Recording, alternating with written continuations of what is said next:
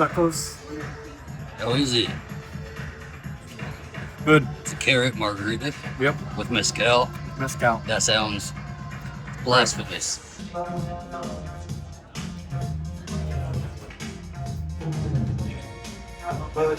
This is ridiculous. This looks ridiculous. I realize this looks ridiculous. But I'm a permanent 70, so keep that in mind. Right there, buddy.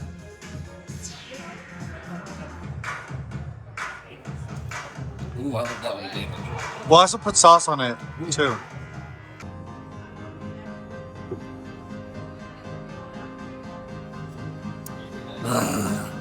It's a lot warmer here than it is in New York, though. Much warmer. It's really cold. It wasn't as cold as I thought it was going to be, though. It was like 55, 60, you know. I don't know why 7 years into doing YouTube, I'm still, like, embarrassed to film in front of people. You are. You always like look around and like something's happening. This is fucking weird, and we've gotten into a culture where everybody's, like, filming everything all the time, and influencers, and everybody's got to make, like, a TikTok out of something, and... Yeah, buck it up. Buck up. Well, Bucko. I am now... I don't want to be one of those people, even though I'm very much one of those people. So... We are those people. Yeah. I think that's fine. I don't think it's like those that Instagram influencers in the wilds. And I always imagine that we're about to get filmed, and we're gonna put it on influencers in the wild. Yeah, I would be fucking humiliated. I'd have a heart attack. It's kind of spooky out here. It is. We It's kind a of little turned a spooky. corner and I it's know. like all dark. Now we're in the middle of nowhere. We're walking in downtown El Paso right now. It's just, I got nothing on New York. No. I'm just so in love, man. You want a drink? I'm in Am I a love New Yorker? with New York City. I'm a New Yorker. I've always been in New York. You know, I'm I've a New always, Yorker. I've always loved New York. Shut up. It's always been the place for me. It's really fourth or fifth time the charm for you. Or the fifth time the charm. Yeah. Stop here under the light, I guess.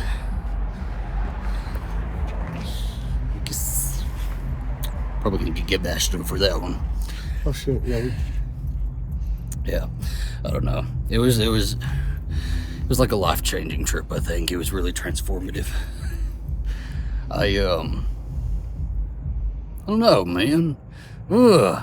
Every other time we've been in New York, I feel like it was we were there with like your military friends and all your friends from West Point. So it was us like bar hopping with a bunch of military guys and women, and everybody just talking about military stuff. And West Point is what y'all were talking about. You would always talk about West Point. I don't know what the hell y'all were talking about. I was just there to smile and make jokes every now and then. That's something that sounded funny. You were there to be pretty. No, but that was our New York experience. And, you know, we were walking everywhere, and we were going to see all the tourist stuff, and we went to the top of that one building. I don't even remember what building that was, but I just was, like, not into it. And it smelled like piss, and got lost on the subway, like 5 times. Your sister got us lost on the subway, me on the subway, not even you. And my sister's also pissed. In the corner, and I held a jacket for her while she was pissing in the corner. It was just not the trip for me. You got lost on the subway. But it was just such a different experience this time around. We went with people who lived there, you know. Yeah. Ian had lived there for like 10 years, and so he knew everything. He knew all around it.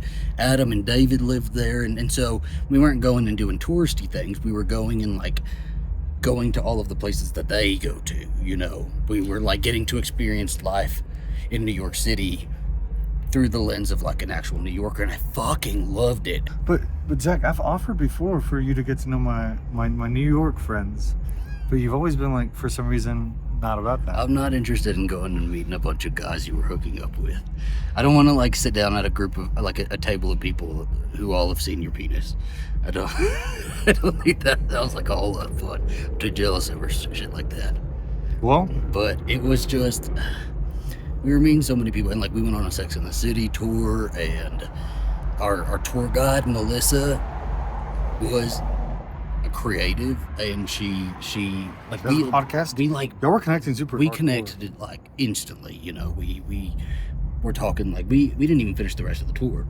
we like just stopped at O'Neill's, this bar that's in Sex and the City. It's Scout in Sex and the City, and we just like all of us just sat around a table and talked for like 3-4 hours. We kept meeting people who, you know, when you tell them you do YouTube videos, or you tell them that you have podcasts, or that you're doing this or that project, like they understood it, they got it, you know. I love the friends that we've made in the military, and I love the friends that I've made through you, who were your friends first, but they just don't get it, you know. They don't really like understand when I try to like explain these things to them, you know. It's also like I feel like creatives have a different, less structured life. Yes, absolutely. And honestly, I think creatives vibe off of other creatives, and having you stuck in Lawton or even El Paso is kind of like having a plant that needs sunlight and not having it in sunlight. And New York is your sunlight, baby. Oh my goodness. New York is your sunlight. It felt like it. I just like, I don't know, I just kept talking to everybody I would meet, and we would just start talking about different projects we could do together, or like different things. I was just connecting with so many people, and it feels like that is the space to be when you are creative, because everybody knows of somebody who knows of the gig that you need, right? Mm-hmm. Like that is your way in. You're like, I need somebody who can talk about this with me. Whatever, like things you want to do, there's somebody in that damn city that you can bump into just randomly, and they have your in, you know. And I know like this is very much like a dream discussion, like me, a non-New Yorker. It's really manifesting, like Zachary. It's manifesting. It's me talking about New York through like the lens of a dreamer, you know. And most lives of actual New Yorkers are like, well, it's a fucking struggle. No, $5,000. I mean it is, but it's also like, I mean, that's why people go to New York. People go to New York to connect with other people, to follow their dreams. So I don't think it's crazy, and like I really don't think it's crazy for us to move there. Possibly. That's fucking crazy. That is fucking crazy. Get out of the army. I don't know. I don't think that's crazy. That sounds insane. I can never. Do you not want to do that? I would love to do that, but I couldn't even imagine it. It'd be a big life choice. It'd be a big life choice. I couldn't do that. Couldn't even imagine. So I think we should do it. It's okay. We always have these like crazy conversations, like, "Hey, let's move in next to Sarah Jessica Parker." let's buy the brownstone. Right next to Sarah the brown, totally doable. Or the brownstone right next to the let's buy Carrie's, the Carrie Bradshaw. The Carrie Bradshaw. Brownstone. So we can be the ones who go out and say, like, "You guys are so loud right now." I'm just in love. In love with it. I'm in love with the city. I'm in love with you, and I'm in love with New York City. When do you want to go back? I'm gonna go back like really fucking soon. We've got a new Manscaped box. They sent us a bunch of new stuff. I've been waiting on this one actually, because this episode is gonna be sponsored by Manscaped, just so you know. So they sent us stuff so that we could show you. There's something very specific in here that I'm looking for, but we'll go through the rest of it. So this one's more for you. How so? This is the Beard Hedger Pro Kit. In the box, there's a guard length zoom wheel, there's beard oil and balm, there's beard shampoo and conditioner, and a beard brush, comb, and scissors. They also sent a 3-pack of their Boxers 2.0. I'm gonna have you try these on for everybody. Yes, so this is what I was excited for. This is the Buff Bundle. So inside the box, it includes a body buffer silicone scrubber and 2 bottles of ultra premium body wash. Yeah, so this body buffer is made out of silicone. This is probably the key item here. This is what I'm really excited to try out, because I've only ever done loofahs, right? And so, this is supposed to be better for cleaning and exfoliating your skin. Y'all make sure to go to manscaped.com/AZB today, and you can get 20% off plus free international shipping. That's 20% off plus free international shipping at manscaped.com/AZB. My baby doing what he does best. Getting naked for people on the internet. Does it feel good? Yeah, it's softer on my balls for sure. Yeah? How is it on the backside? It's nice on my butt cheeks. Happy anniversary. Happy anniversary. So what's this for us? I'm surprised you wanted to come here for the anniversary. Why? Because we don't actually do this. We haven't been to P.F. Chang's in a very long time. It's not my favorite place, but it's the place we had our first date. So we had never met in person before. We talked online and we talked by FaceTime, and we decided to meet up. And I told Zachary that I had a 2-day layover in Birmingham, Alabama, which is not a thing at all. I completely lied. It would have been much creepier if... It was still creepy. No, it was it still wasn't. creepy. It worked out, so it's not. But I touched down, and it was weird because like we were so cool online, but in person it was awkward at first. And you decided to take me to P.F. Chang's in Birmingham, right? For our first date. It was my favorite place, right? I thought it was classier than Olive Garden. So I wanted to take you to Olive Garden. Were you not impressed? My honest thoughts were like, he's bringing me to a chain restaurant? But That's the fanciest place I'd ever been. we finished our meal, and he insisted on paying. So I said, okay. I got up from the table. I went to our waiter who was bringing stuff up, and I said, You were going to the bathroom. yes. You were going to the bathroom. I said I'd go to the bathroom. And I went ahead and paid for it. And he was very upset about that. All right, gentlemen, here we go. Thank you. All right. What did you get? I got the Wagyu steak. I think it comes with mushrooms, steak, and a line of green stuff. And then I have fried rice. I get the same exact thing, same exact order every single time. I'm a creature of habit. So I got myself my favorite sesame chicken with fried rice. I like to take it, I like to dip it in a little bit of rice so it's a little rice coated.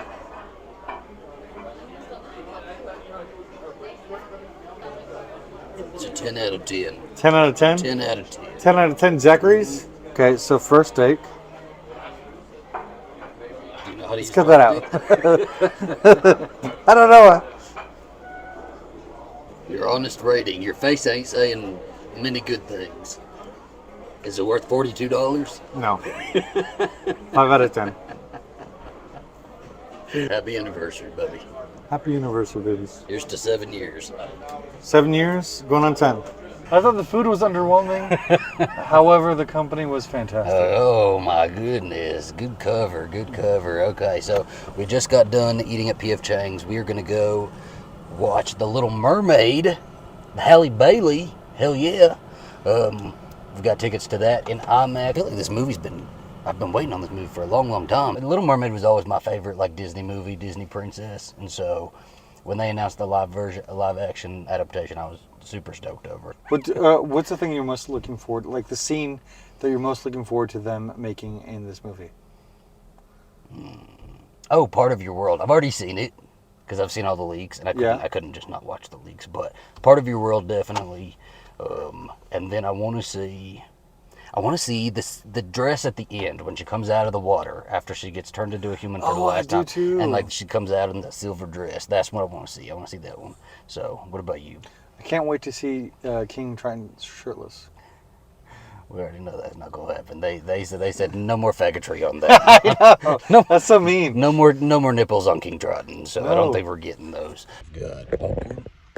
Check. We've got 2 drinks. Check. And we gotta have milk duds for a movie. So they were actually the first ones in here in this theater. But we're in an IMAX screen.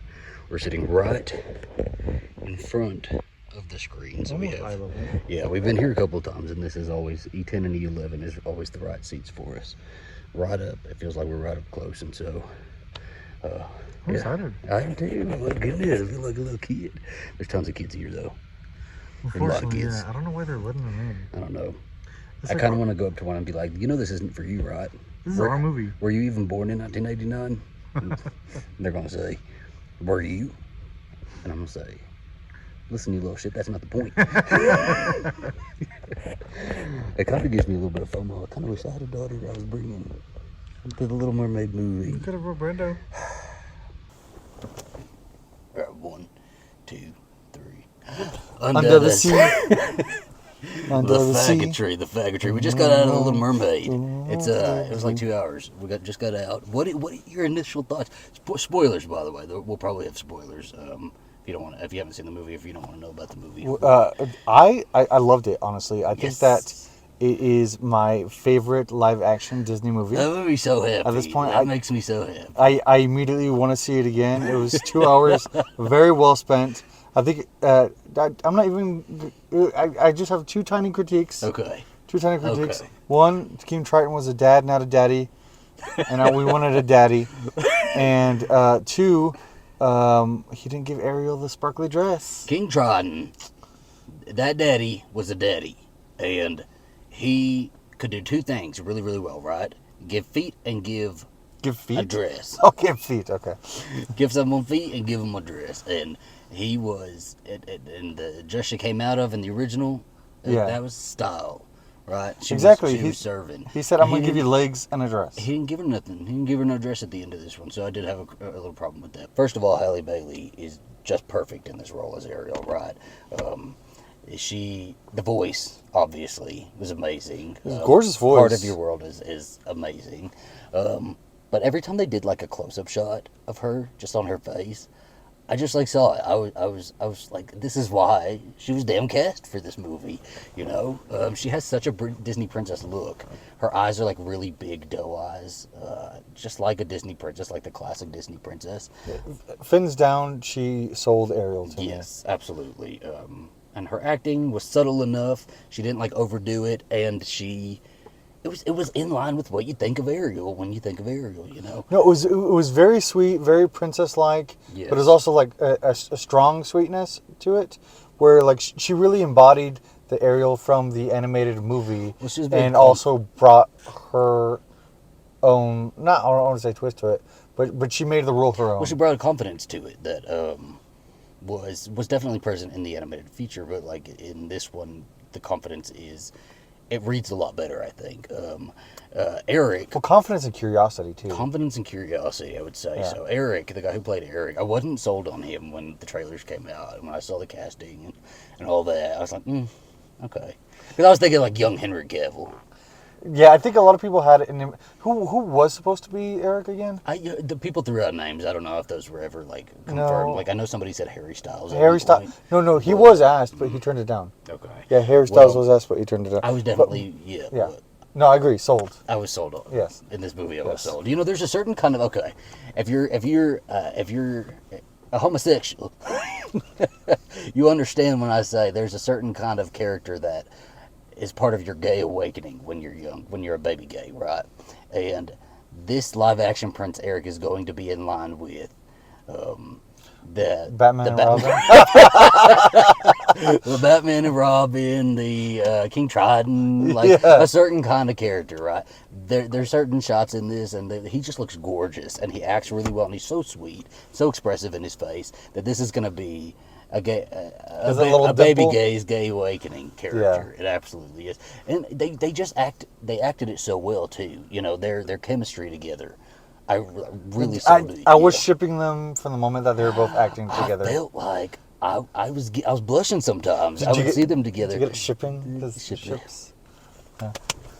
No, but I was giggling too. I was like, oh my goch, just kiss the girl. I know. I kept looking over at Alice, and he was like. Because the girl who killed the prince. I don't know, one of the two. Ursula. What'd you think of Ursula? Oh, I loved Ursula. You know, I didn't really love the casting of Melissa McCarthy at first.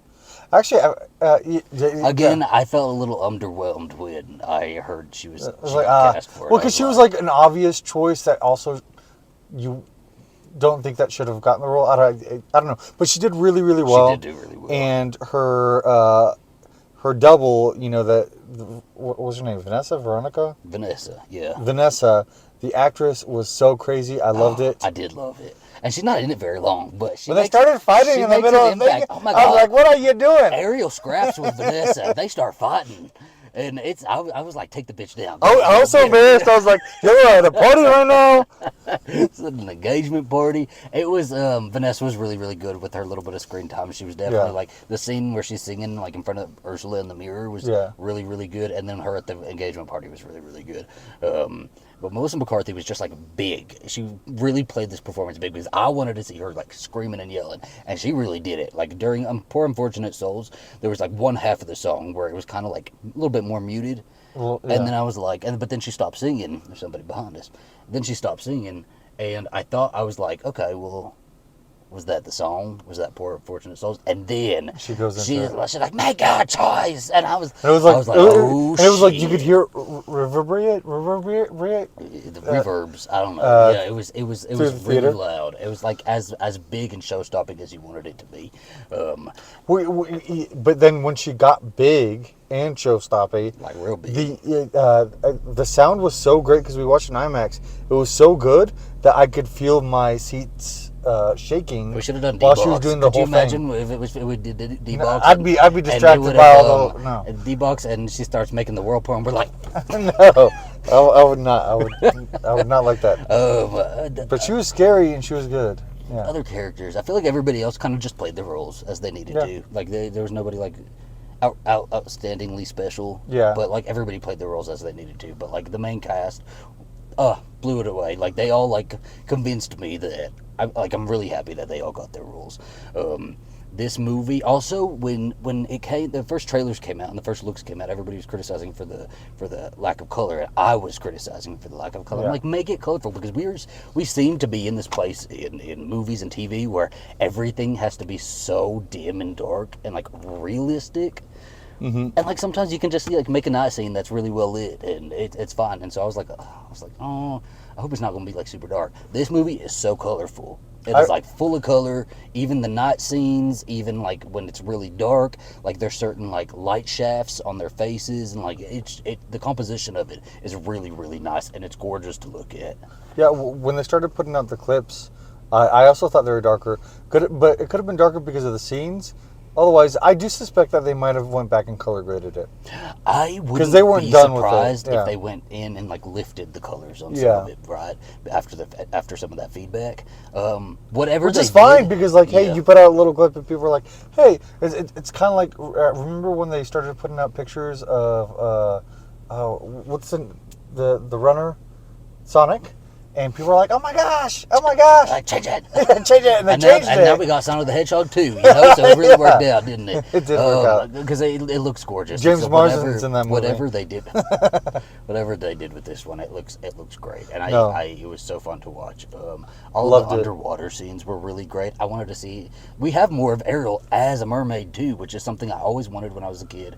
From the animated feature, and there's a lot of Ariel as a mermaid, but I even want more. I want a whole movie. I want Eric to turn into a mermaid. I almost thought that was a possibility for the end. At the end, it's like, hey, do you want to come like mermaid Eric's around for a little bit? Why don't we do that? You know, I wanted to see him as a mermaid. Eric starts singing "Part of Your World." Yeah, well, he had his own little solo too. He did. So that's the kind of the criticism of the new songs that I heard is like they weren't catchy. Like they're not in my head. I can't think of the words for them or any of the melody. Melody. Are they gonna do melody? I don't know. And then what else? I don't know. Man, this was such an inoffensive movie. There's been a lot of criticism lately about this movie. I mean, since the beginning, since they announced it, particularly since they announced the casting of Halle Bailey as Ariel, right? There was a lot of criticism, a lot of racism around that. And let me tell you, this movie is so inoffensive. I'm very aware that there are people who just don't like the live actions because they have, they hold the animated classics just so near and dear to your heart. I still say go see it, but if the live actions just ain't your deal, don't go see it. It's fine, whatever. But if you do go see it, there's not anything in there to really hate. There's some things that kind of annoyed us, like her not getting her dress at the end, like that silver dress. That annoyed me. We didn't even really get a wedding dress because they kind of were just married. I wanted a wedding scene. I like the whole wedding on the boat when Vanessa gets attacked, but is at the castle this time. They don't like boats in that kingdom. But I guess, all right. Remember? There were just changes and stuff, and there were things that I wish we could have still kept. But was it like super distracting and like infuriating? No, it wasn't. It was like this is like such an inoffensive movie. Yeah, it's its own movie, and anything that was added there, I think, really enriched the plot overall. Gosh, all of the scenes like at the end and like from the middle and from the engagement party when like Ursula grabs Ariel and jumps into the water and she gets really big. It's all really intense too, and like it's exhilarating. And we're kind of in this period of time where we're always treating kids like they're breakable and super fragile, right? But think about 20 years ago what we were watching as kids. That was pretty intense shit. You know, they kind of treated us Buffy. like we could handle certain things, and I think kids can handle certain things. And this imagery, it's not like crazy. We're not watching Donnie Darko over here, but it's intense enough, and kids can handle it. You know, and I'm glad to see them go this far and not, you know. Because I was worried that they were going to take away the scene of Ursula getting stabbed with the boat. I was worried about it too. I was like, how are they going to kill Ursula? She's going to get zapped by magic but then again, like, they never, like, confirmed that she's dead. Because that shit's wild. When we watch it in the animated feature, like, that's crazy that they put that in there. But no. And she had, like, scarier face on and stuff like that. I kind of wished that, because that was really dark. And we didn't, and I understand why. Because they were, like, obscuring it and, like, almost letting your imagination, like, paint what Ursula looks like. She also had, like, kind of gills on her cheeks. Yeah, and we stuff didn't really like that. get, like, a lot of close-ups on that, but I kind of wanted to, like, see a little bit more of that, like, what she looked like. No, I like. Well, I mean, I liked the whole imagery of Ursula with this one. She was cool, and I think they did a really good job animating her tentacles and stuff. They did, and King Triton gets electrocuted to death. He fucking died. He fucking died in this. We looked at each other. We were like, did that really just happen? Because we were like, does he come back? Because he fully dies, and like his body. Like, I was thinking, like, how are they going to change the movie from now on? Oh, like, so because I expected him to turn into a little shrimp. No. This he motherfucker died. I was expecting him to get tinier and tinier and turn into a shrimp with a little beard, a shrimp with a beard. Yeah, and but that just didn't happen. Yeah, I don't know. It was real fun. It's intense. It's fun. It is seriously my favorite live action. And I've watched the other ones recently. Like I'd never seen. Did you watch the Aladdin one? I don't like the Aladdin one. Do you not like the Aladdin? I don't like the Aladdin. Did you watch the Lion King one? But I don't like the Lion King one either. And I'd never seen the Cinderella one. I think that was the first live action one. Right? That was the first live action. So I watched it while you were in the field this past week, and I didn't really like that one either. I love Lily James in it, but I didn't really like that one all that much. But it was fine. Beauty and the Beast one, I do like the Beauty and the Beast one. I thought that was really nice. But so I guess I'm not like a super live action fan anyway. Maybe I'm not either. This one was cool. And I don't know if there's many Disney movies that I'm like, hey, I really want to see that live action. Is there any that you can think of? I was thinking Sleeping Beauty would be kind of cool. Live action. They already did that. Maleficent. That was basically Sleeping Beauty. They did. Yeah. They did. Okay, never mind. I'm sure there are. They're just not coming to mind right now. Little Mermaid was always my movie growing up, my Disney movie. You know, I was real excited when they announced a live action version. And I'm real happy with how it came out, and I am so damn excited to watch this movie again this weekend. I have to see it again. I have to. After we watch Fast X, yes. We'll watch Fast X and then we'll go to see the Little Mermaid live action because I'm like, God, it just got me so juiced right now. I'm like so happy about it. And I'm like, I just want to own it on home video right now, you know? Well, we're definitely going to own it on home video now that they're taking stuff off of Disney Plus. I wonder if Brenda would actually watch this one. I think because so. of all the animals in it. I think having anything animated will keep his attention. Oh, it's so nice. It's filled me with love. It's filled me with happiness. It's filled me with all the good feelings. It's a real good watch, y'all. I highly suggest going and watching it. We're gonna have to get rid of all of this stuff when we move to New York. I feel like all of our plans are like shuffling up right now, and I don't know what to do about it. No. The plan was that you were gonna get out of the military, right? We were gonna move somewhere in Texas, pick a place in Texas that's close enough to both of our families. We were gonna get a house. It was gonna be affordable. It was gonna be practical. We were gonna start having kids. Really start the homesteading and planting roots. And that's been the plan, man. For 7 years now, that was the plan. So you're saying it's either we... I feel like it's a whole change.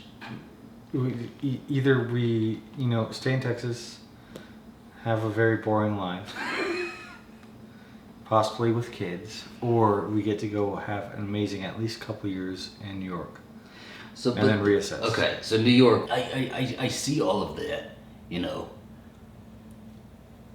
I see a really fulfilling life. But doesn't sound realistic, you know? It just doesn't sound realistic. It sounds like a dream. We have put together a really good chunk of change for when you get out of the military that was supposed to start our life, right? Okay, say we decided to go and move to New York City and try that out for a couple of years. That's all of that savings. All of that savings is gone. I don't want to plan my life off of safety nets. No, but I'd rather say that I've done something than say, hey, no, I was too afraid to do it. Okay, but then we go, okay, so we're over there. We've spent a couple of years there. We've gone through all of our savings, and we decide, okay, well, that's not for us. It's really, you know, we've reached the end of our savings. It's getting really expensive to live here. Don't know if we can really do it anymore. Let's think about moving back. Then what? We don't have our savings. We don't have that egg that we were using to begin a life. Now we're like 33, 34, 35, 36 years old, however old this is going to be. And we are what? Like trying to go back to the plan that we'd already started? It's almost like a reset on our life and on all of our plans and what we thought our life was going to look like. The scary part right now is that you are about to get out of the military. It's coming very quick, and it's gonna be here before we know it. And we need a plan, and we had a plan. Are we really gonna change that plan right as you're about to get out and try to like piece together a new plan? What the hell is the new plan? We still have time to talk, and nothing's set in stone, and it's not like we can't have a Hannah Montana moment where we get the rest of both worlds, you know? I'm not saying it's for us for the long term. I'm saying if it benefits us in the short term, then at least it's worth it to talk about. Mm-hmm. You know, when you say yes to New York, you don't say yes to New York forever. We just move to New York for a couple of years, get some connections, get some stuff rolling, and then move out. And I think that's completely fine. We don't have to be completely committed to one plan at a time. We can reassess. Like, yeah, I mean, do we still have kids if we go to New York? It is a huge financial commitment, and kids, especially for our generation, are also a huge financial commitment. If we do go to New York, we'd have to put those plans on hold. What do you think? I want a kid. I very much want a kid still. I want a daughter. I want a little girl, and that's what I've always seen. I've always wanted that.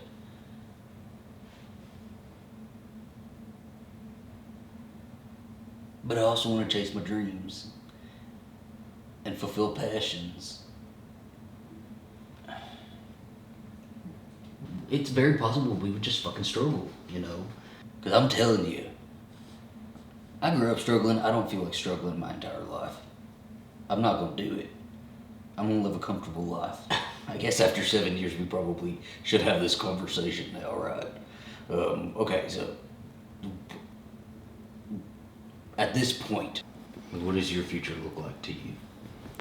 I want my future to be exciting, honestly. I think we briefly had these conversations before where like I wouldn't be like okay with just being settled in one place after the army for the rest of my life.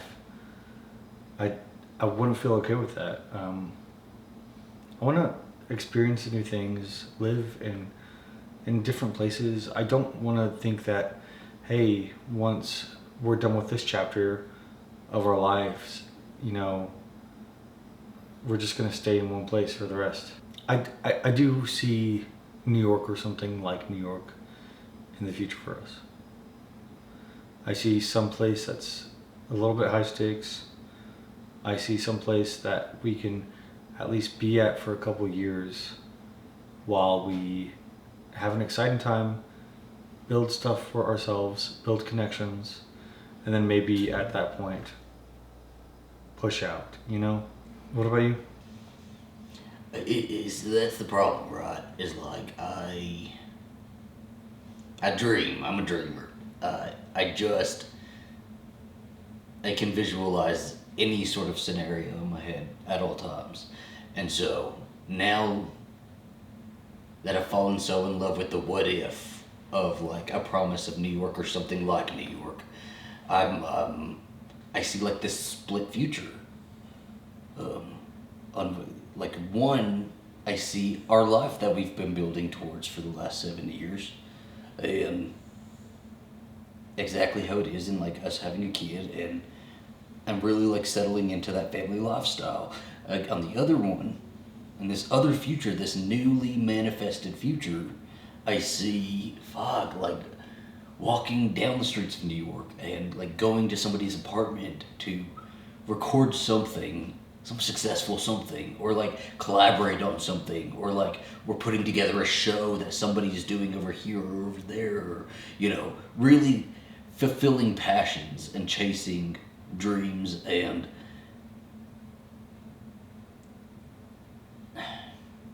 I can see that really clearly, and making connections, but